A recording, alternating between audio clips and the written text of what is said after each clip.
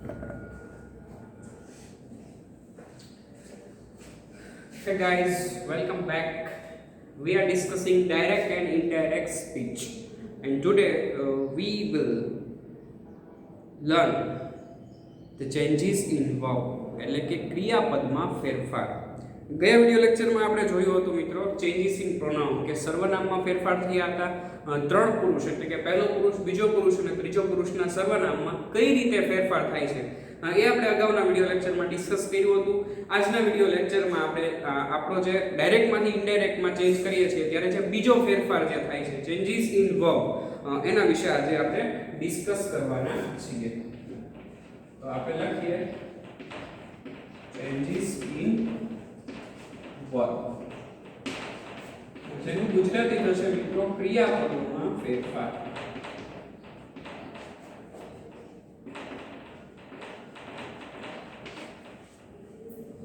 ક્રિયાપદના ફેરફાર વિશે આપણે આજના વિડિયો લેક્ચરમાં જોવાનું છે. મેં તમને જેમ કીધું હતું એમ કે ડાયરેક્ટમાંથી ઇનડાયરેક્ટમાં જ્યારે તમે ચેન્જ કરો છો ત્યારે એનો પહેલો જે આપણે ચેન્જ કરવાનું છે, પહેલું જે આપણે બદલાવવાનું છે એ શું છે? તો કે એનું સર્વનામમાં ચેન્જીસ કરવાનો છે. આપણે એનું પ્રોનાઉન છે એ ચેન્જ કરવાનું છે.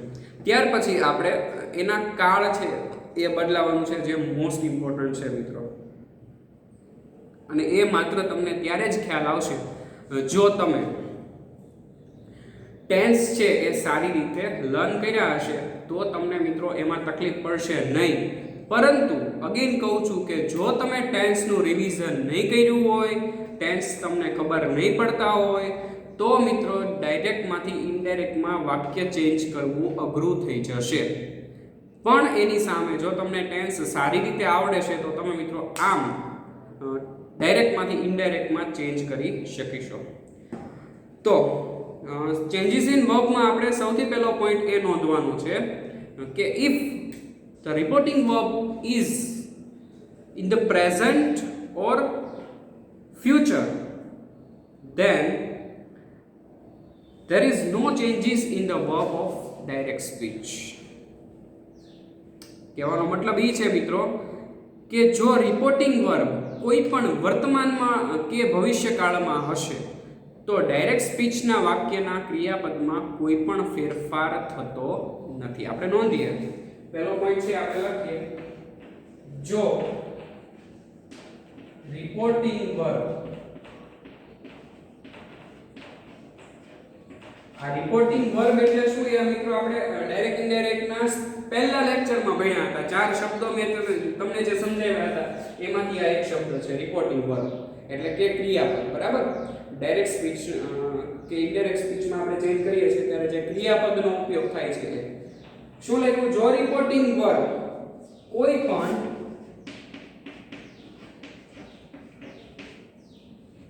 વર્તમાનમાં એટલે કે વર્તમાન કાળમાં અથવા ભવિષ્યકાળમાં હશે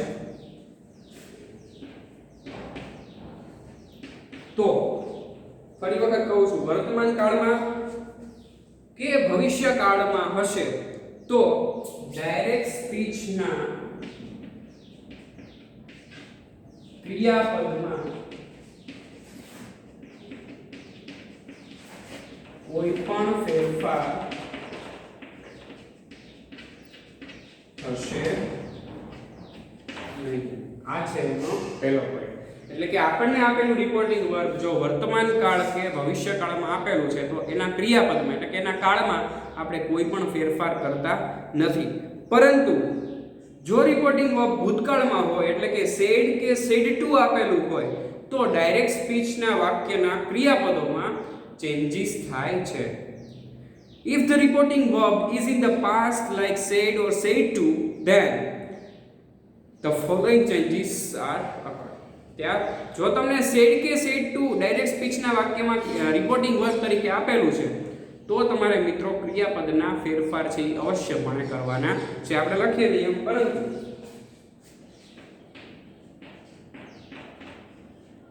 રિપોર્ટિંગ વર્બ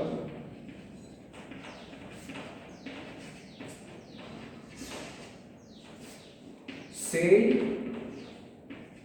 કે said to આપેલું હોય તો ક્રિયાપદમાં ફેરફાર થાય છે. આ મિત્રો ચેન્જીસ ઇન ટેન્સ એટલે કે ચેન્જીસ ઇન વર્બ ક્રિયાપદના ફેરફારમાં આ બે પોઈન્ટ મહત્વના છે કે જો રિપોર્ટિંગ વર્બ આપણને વર્તમાનમાં કે ભવિષ્યકાળમાં હશે તો ડાયરેક્ટ સ્પીચના ક્રિયાપદમાં આપણે કોઈ પણ જાતનો ચેન્જીસ કરવાનો નથી. પણ ઇફ જો રિપોર્ટિંગ વર્બ said કે said to આપેલું હોય તો મિત્રો આપણે ક્રિયાપદમાં ફેરફાર કરવા પડે છે. said કે said to છે એ ભૂતકાળ દર્શાવે છે. આ said કે said to છે એને તમે ભૂતકાળ કહી શકો એટલે કે ભૂતકાળમાં આપેલું હોય. પરંતુ રિપોર્ટિંગ વર્બ ભૂતકાળમાં એટલે કે said કે said to આપેલું હોય તો ક્રિયાપદમાં ફેરફાર થાય છે. હવે મિત્રો જનરલી લોકો કાળમાં ફેરફારમાં માત્ર ટેન્સ એટલે કે આ કાળ છે એ કયા કાળમાં ચેન્જ થાય એ ભણાવી દેતા હોય છે. પણ આપણે તમને ક્રિયાપદનો ફેરફાર અને પ્લસ ટેન્સનો ફેરફાર બંને આમ જોવો તો એક જ છે પણ હું તમને અલગ પાડીને ભણાવવાનો છું જેથી કરીને તમે એ સારી રીતે લર્ન કરી શકો છો. તમને સારી રીતે યાદ રહે કે જો ડાયરેક્ટ સ્પીચમાં એમ કે ઇઝ આપેલું છે તો તમે ઇનડાયરેક્ટ સ્પીચમાં વોઝ કરી શકો છો. એ રીતે આપણે સીધું ટુ બી ના રૂપથી સ્ટાર્ટ કરવાના છે. તો આપણે સૌથી પહેલું કોષ્ટક છે એ આપણે જોઈએ ક્રિયાપદો.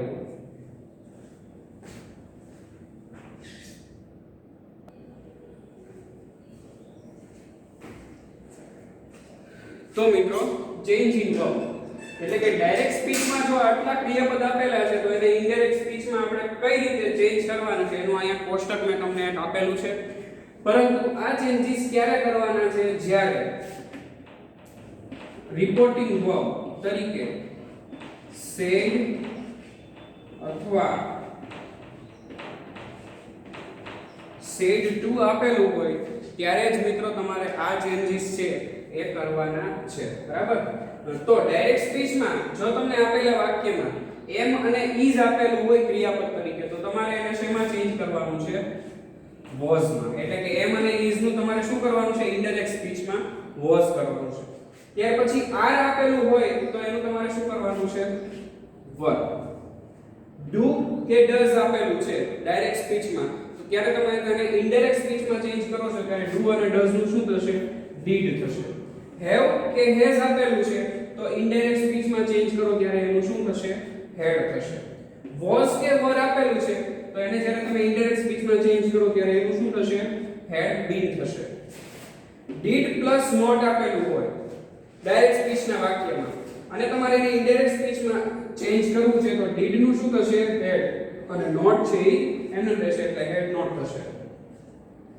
હેડ પ્લસ V3 તમને ક્રિયાપદ તરીકે આપેલા છે ડાયરેક્ટ સ્પીચમાં તો હેડ પ્લસ V3 ને તમે ઇનડાયરેક્ટ સ્પીચમાં ચેન્જ કરો ત્યારે હેડ પ્લસ V3 જ રહેશે. એક રીતે જોવો તો આ તમને સીધો અહીંયા કાળ નથી આવ્યો પણ એના ક્રિયાપદો આપેલા છે ટુ બી ના રૂપો આપેલા છે. આ ટુ બી ના રૂપ વડે સમજીએ છીએ. આની પછીનું કોષ્ટક છે આપણે કાળના ચેન્જીસ પ્રમાણે સમજીશું. ત્યાર પછી છે કેન તો કેન નું શું થશે કુડ થશે. આ છે શું છે મોડાલ છે. તો કેન જે આપેલું છે એ ડાયરેક્ટ સ્પીચમાં જ્યારે તમે એને ઇનડાયરેક્ટ માં ચેન્જ કરો છો ત્યારે કેન નું શું થઈ જશે કુડ. મે નું શું થશે માઇક થશે. તો આ રીતે ડાયરેક્ટ માંથી ઇનડાયરેક્ટ સ્પીચમાં આપણે ક્રિયાપદોના ફેરફાર કરવાના છે. પરંતુ આ ફેરફાર મિત્રો ક્યારે થશે જ્યારે રિપોર્ટિંગ વર્બ તરીકે said કે said to આપેલું હોય ત્યારે જ મિત્રો આ ચેન્જીસ છે એ આપણે કરવાના છે. જો રિપોર્ટિંગ વર્બ તરીકે તમને ભવિષ્યકાળ કે વર્તમાન કાળનું રિપોર્ટિંગ વર્બ આપેલું છે તો તમારે મિત્રો આ ચેન્જીસ કરવાના નથી. પરંતુ મોટા ભાગના જે વાક્યો પૂછે છે એમાં રિપોર્ટિંગ વર્બ તરીકે said કે said to નો ઉપયોગ થયેલો હોય છે. તો ડાયરેક્ટ સ્પીચના ક્રિયાપદોનો ઇનડાયરેક્ટ સ્પીચમાં આવી રીતે મિત્રો આપણે ચેન્જ કરવાના છે. નાવ આપણે જોઈએ કે કાળના ચેન્જીસ કઈ પ્રમાણે થાય છે કે કયા કાળનું વાક્ય કયા કાળમાં ચેન્જ કરવાનું છે હવે આની પછી જોઈએ.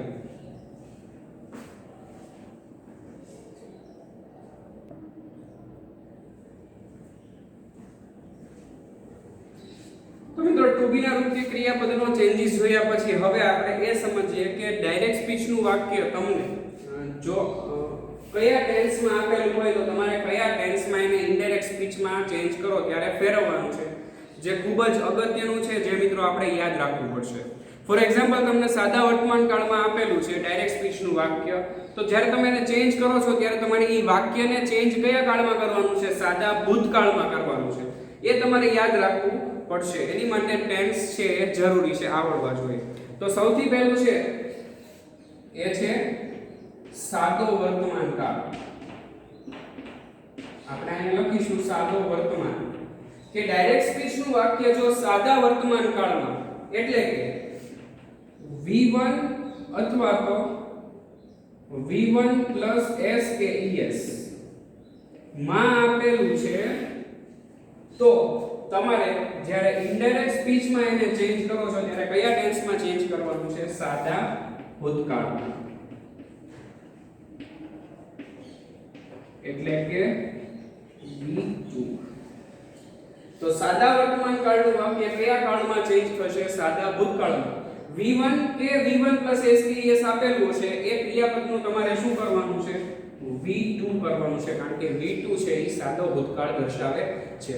ઓકે, ત્યાર પછીનો બીજો ટેન્સ છે સાદો ભૂતકાળ, કે જો ડાયરેક્ટ સ્પીચનું વાક્ય તમને સાદા ભૂતકાળમાં આપેલું છે એટલે કે V2 માં આપેલું છે, તો તમે એને જ્યારે ઇનડાયરેક્ટ સ્પીચમાં ચેન્જ કરો છો ત્યારે મિત્રો તમારે એને પૂર્ણ ભૂતકાળમાં ચેન્જ કરવાનું છે. પૂર્ણ ભૂતકાળ એટલે શું થશે મિત્રો? Had plus V3.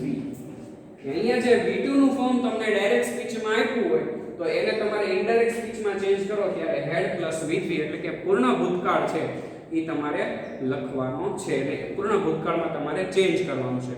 ત્યાર પછી છે ત્રીજો કાળ સાદો ભવિષ્યકાળ.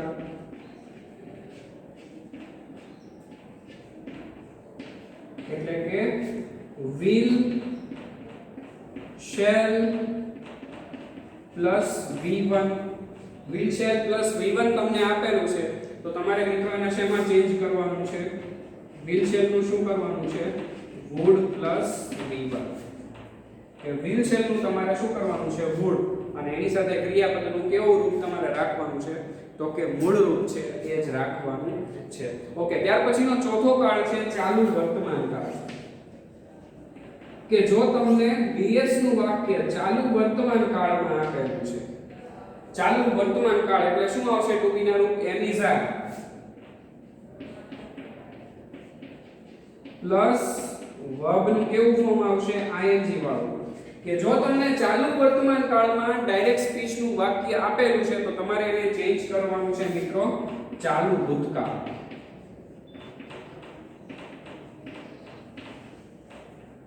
ચાલુ ભૂતકાળ એટલે શું થશે? was were plus verb ing. ચાલુ વર્તમાન કાળનું વાક્ય ચાલુ ભૂતકાળમાં ચેન્જ કરવાનું was were પ્લસ ving. જો તમને am is are plus ving આપેલું છે તો તમારે એને શેમાં ચેન્જ કરવાનું? was were પ્લસ ving માં. ત્યાર પછીનો પાંચમો કાળ છે મિત્રો ચાલુ ભૂતકાળ.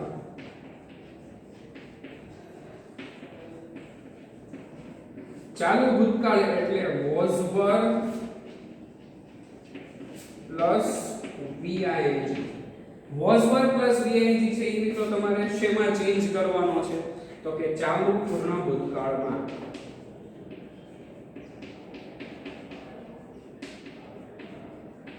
ચાલુ પૂર્ણ ભૂતકાળ છે એટલે શું મિત્રો? had been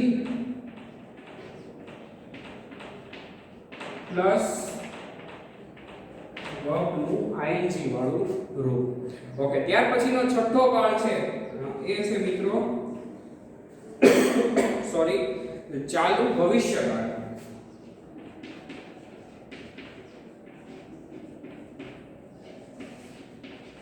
ચાલુ ભવિષ્યકાળ એટલે શું થશે? will shall plus be plus ving. will shall plus be plus ving. ચાલુ ભવિષ્યકાળનું વાક્ય આપેલું છે તો એ તમારે મિત્રો શેમાં ચેન્જ કરવાનું છે? તો એ થશે would plus B plus VING. Will છે એનું શું થઈ જશે વુડ, બી છે એ એમનેમ રહેશે અને વર્બનું ING વાળું ફોર્મ છે એનું શું થઈ જશે વર્બનું ING વાળું. ત્યાર પછી છે સાતમો કાળ પૂર્ણ વર્તમાન કાળ. પૂર્ણ વર્તમાન એટલે શું have has પ્લસ V3.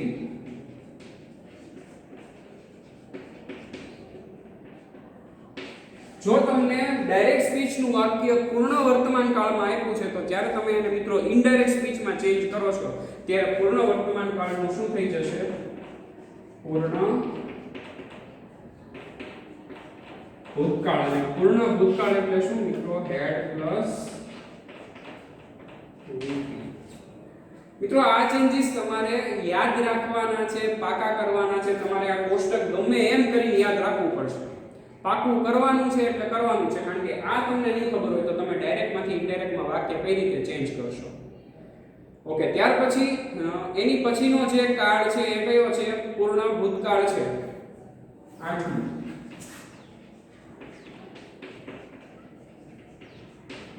પૂર્ણ ભૂતકાળ એટલે had પ્લસ V3. તો એને મિત્રો તમે ઇનડાયરેક્ટ માં ચેન્જ કરો ત્યારે પણ શું થઈ જશે પૂર્ણ ભૂતકાળ, એટલે કે એમાં તમારે કોઈ ચેન્જીસ કરવાનો નથી. જો તમને ડાયરેક્ટ સ્પીચનું વાક્ય પૂર્ણ ભૂતકાળમાં આપેલું છે તો તમારે ઇનડાયરેક્ટ માં તે જેમ આપેલું છે એવી રીતે લખી નાખવાનું છે પૂર્ણ ભૂતકાળમાં, તેમાં કોઈ પણ જાતનો ચેન્જીસ થશે નહીં. અને ત્યાર પછી છે પૂર્ણ ભવિષ્યકાળ.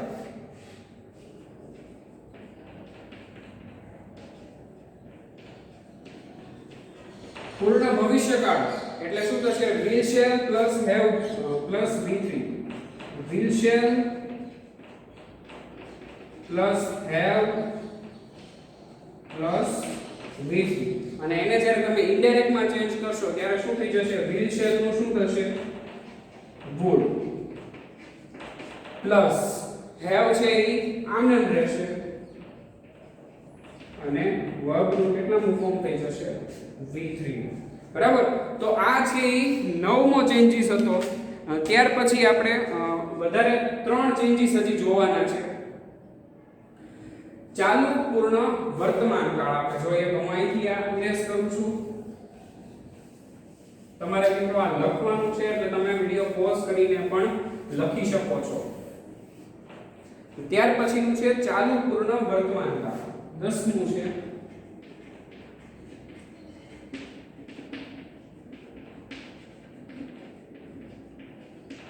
ચાલુ પૂર્ણ વર્તમાન કાળ એટલે have has plus been plus VING. have has plus been plus VING. બરાબર. તો એને તમે જ્યારે ઇનડાયરેક્ટ સ્પીચમાં ચેન્જ કરો છો ત્યારે ચાલુ પૂર્ણ વર્તમાન કાળનું શું થઈ જાય છે ચાલુ પૂર્ણ ભૂતકાળ. અને ચાલુ પૂર્ણ ભૂતકાળ છે એટલે શું થઈ જશે had been પ્લસ VING.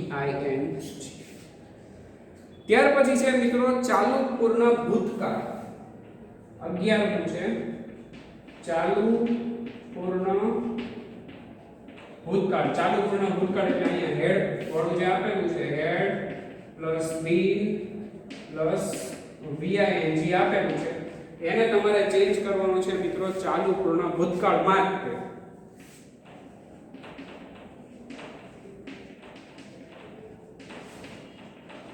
એટલે કે અહીંયા જે આપેલું છે એ ચાલુ પૂર્ણ ભૂતકાળ છે એ પાછો શેમાં ચેન્જ થશે ચાલુ પૂર્ણ ભૂતકાળમાં જ ચેન્જ થશે.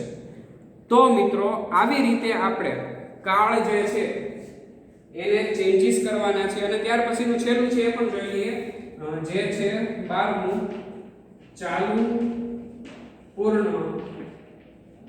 ભવિષ્યકાળ.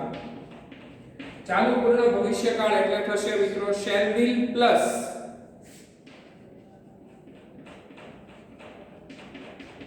have shall be plus have plus been plus V3 અને એ તમારે મિત્રો ચેન્જ કરવાનું છે would plus have plus bin plus VING. તો આ રીતે મિત્રો ચેન્જીસ છે એ કાળના થશે. તમારે 12 કાળ છે એ યાદ રાખવા પડશે કે ભાઈ સાદા વર્તમાન કાળનું વાક્ય છે તો સાદા ભૂતકાળમાં, સાદા ભૂતકાળનું વાક્ય છે તો પૂર્ણ ભૂતકાળમાં, ચાલુ વર્તમાન કાળનું વાક્ય છે તો ચાલુ ભૂતકાળમાં, પૂર્ણ ભૂતકાળનું વાક્ય છે તો પૂર્ણ ભૂતકાળમાં.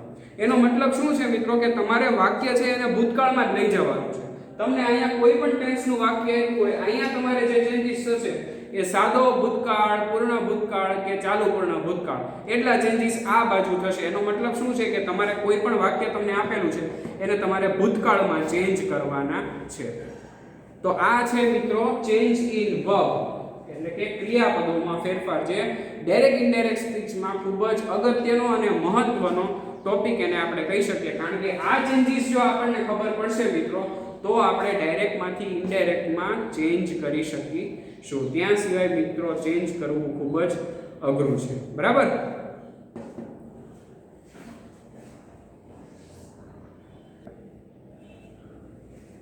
તો મિત્રો આટલું સમજ્યા પછી ચેન્જીસ ઇન વર્બમાં આપણે છેલ્લે મિત્રો બે નોંધ લખવાની છે. તો તમારે બુકમાં નોટ કરીને લખવાનું છે. નોંધ કે આમાં તમારે શું વિશેષ યાદ રાખવાનું છે.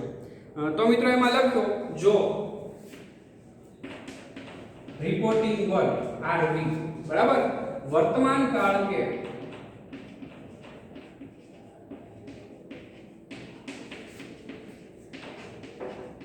ભવિષ્ય કાળમાં આપેલું હોય, જો રિપોર્ટિંગ વર્બ વર્તમાન કાળ કે ભવિષ્ય કાળમાં આપેલું હોય તો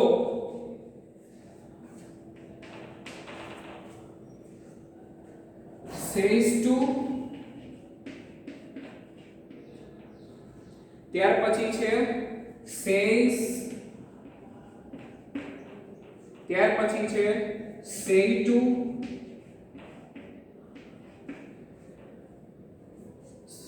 will say,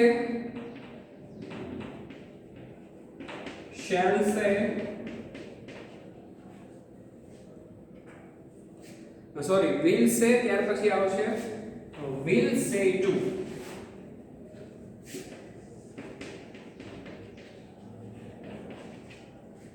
આટલા રિપોર્ટિંગ વર્બ મિત્રો આપણને આપેલા હોય તો DS ના વાક્યમાં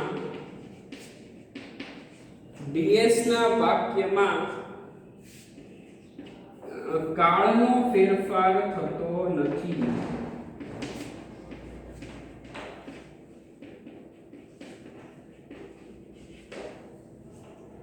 જો આટલા રિપોર્ટિંગ વર્બ આપણને આપેલા છે, says to, says, say to, will say to, તો ડાયરેક્ટ સ્પીચ ના વાક્યમાં કાળનો ફેરફાર થતો નથી. કાળનો ફેરફાર એટલે પૂર્ણ વર્તમાન કાળ, સોરી, સાદા વર્તમાન કાળમાં આપ્યું હોય તો એ સાદા ભૂતકાળમાં ચેન્જ થતું નથી. ક્યારે? જ્યારે આટલા રિપોર્ટિંગ વર્બ આપેલા હોય ત્યારે. પણ માત્ર કાળનો ફેરફાર થતો નથી, બાકીના ફેરફાર છે એ યથાવત રહે છે. પછી બીજી નોંધ કરીને લખો, જો ડાયરેક્ટ સ્પીચ નું વાક્ય એટલે કે જો DS નું વાક્ય, જો ડાયરેક્ટ સ્પીચ નું વાક્ય સનાતન સત્ય વાક્ય હોય,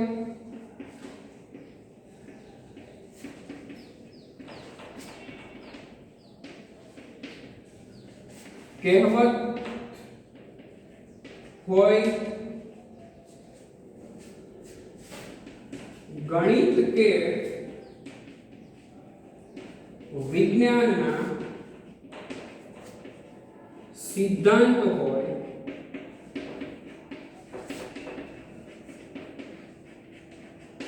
ત્યારે તેના કાળમાં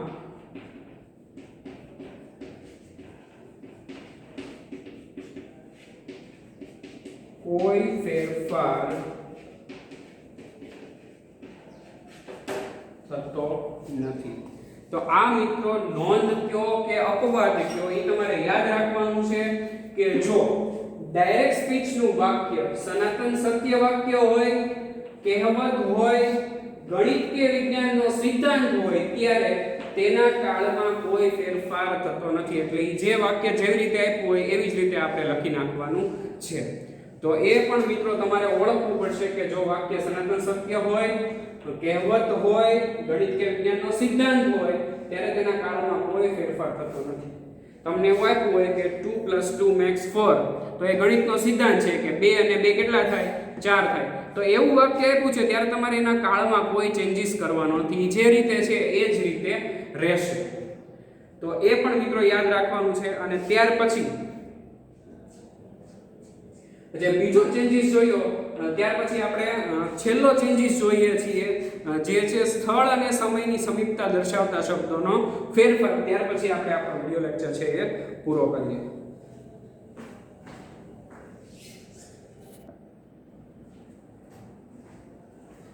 તો મિત્રો ત્યાર પછીનો છેલ્લો ફેરફાર ડાયરેક્ટ સ્પીચમાંથી ઇનડાયરેક્ટ સ્પીચમાં આપણે વાક્ય જ્યારે ચેન્જ કરીએ છીએ ત્યારે એનો ત્રીજો અને મુખ્ય ફેરફાર છે એ કયો છે?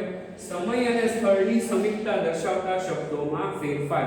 કે આપણને આવા ઘણી બધી જગ્યાએ સમય અને સ્થળ દર્શાવતા શબ્દો આપેલા હોય છે, એમાં આપણે જરૂરી ચેન્જીસ કરવાના છે જેથી કરીને આપણે સાચી રીતે ડાયરેક્ટમાંથી ઇનડાયરેક્ટમાં વાક્ય ચેન્જ કરી શકીએ. મિત્રો આ શબ્દો યાદ રાખવાના કોઈ નિયમ નથી. આ તમારે ફક્ત ને ફક્ત પાકા જ કરવા પડશે. અને ઘણી વખત આ વાક્યમાં આપણને વધારાના શબ્દો તરીકે આપેલા હોય જે મિત્રો ચેન્જ કરવા જરૂરી છે. જો આ શબ્દો ચેન્જ ન થાય તો વાક્યનો અર્થ છે એ બદલાઈ જાય છે. અને ઇનડાયરેક્ટ સ્પીચની વ્યાખ્યામાં આપણે જોયું હતું કે યોગ્ય ફેરફાર કરવાના છે પરંતુ વાક્યનો અર્થ છે એ બદલાવવો જોઈએ નહીં. તો વાક્યનો અર્થ ન બદલાય એ રીતે આપણે સમય અને સ્થળની શબ્દોમાં ફેરફાર કરીએ છીએ. એટલે ફોર એક્ઝામ્પલ ધીસ આપેલું છે ડાયરેક્ટ સ્પીચમાં, તો આપણે ઇનડાયરેક્ટ સ્પીચમાં શું ચેન્જીસ કરીએ છીએ? ધીસ નું ધેટ કરીએ છીએ. ત્યાર પછી ધીસ બહુવચન આપેલું છે તો એનું શું થાય છે? ધોસ થાય છે. Here, that. ટુડે આપેલું છે તો ધેટ ડે થાય છે. ટુનાઇટ આપ્યું છે તો ધેટ નાઇટ થાય છે. નાવ કે જસ્ટ નાવ આપ્યું હોય તો ધેન થાય છે. Ago, before. ત્યાર પછી છે તો ધસ આપેલું હોય તો એનું સો થાય છે. સો ફાર આપેલું હોય તો ટીલ ધેટ ટાઈમ. ત્યાર પછી મિત્રો yesterday, last week, tomorrow, next week અને કમ.